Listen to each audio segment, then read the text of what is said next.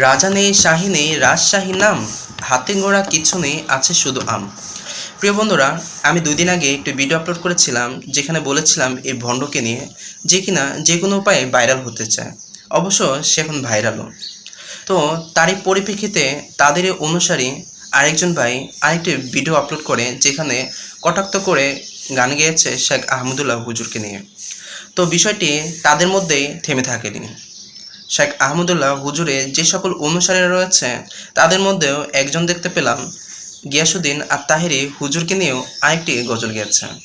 তো আমার কথা হলো, এরকমভাবে যদি চলতে থাকে আমাদের বাংলাদেশের পরিস্থিতি কোথায় গিয়ে থামবে একবার ভেবে দেখেছেন? একটু নিরপেক্ষভাবে একটি বিষয়ে চিন্তা করুন।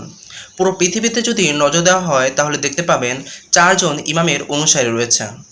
ইমাম আবু হানিফা, ইমাম মালিক, ইমাম শাফি এবং ইমাম হাম্বল রহমতুল্লাহ আলী।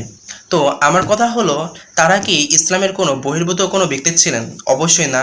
কিংবা তারা কি কোনো হাদিস কোরআন নতুন করে আবিষ্কার করেছে? তাও নয়। তারা ইসলামের মধ্যে তাদের কাছে যে বিষয়টা ভালো মনে হয়েছে তারা সেই বিষয়টাকে প্রাধান্য দিয়েছে। আপনাকে যদি প্রশ্ন করা হয় এই 4 জন ইমামের মধ্যে কেউ কি কারোর সাথে বিরোধিতা করেছে, আপনার উত্তর হবে না, কারণ তারা কখনোই এরকম দ্বন্দ্ববিরোধ করেননি। তাহলে আমার প্রশ্ন হচ্ছে, এই ছোট ছোট বিষয়গুলো নিয়ে কেন আমাদের মধ্যে এরকম দ্বন্দ্ব সৃষ্টি হবে? পুরো পৃথিবীতে পুরো মানবজাতির মধ্যে একটি বিভ্রান্তিকর পরিস্থিতি কেন সৃষ্টি করবেন? সত্যি কথা বলতে একজন মুসলমান হিসেবে এই সকল বিষয়গুলো নিয়ে খুবই খারাপ লাগছিল, তাই আপনাদের সম্মুখে 2-1টা কথা বললাম। যদি বিষয়গুলো নিয়ে কারো কাছে খারাপ লেগে থাকে তাহলে অবশ্যই আমাকে ক্ষমার দৃষ্টিতে দেখবেন। আর আপনার যদি কোনো মূল্যবান মতামত থাকে অবশ্যই ভিডিওর কমেন্ট বক্সে জানাবেন। ধন্যবাদ।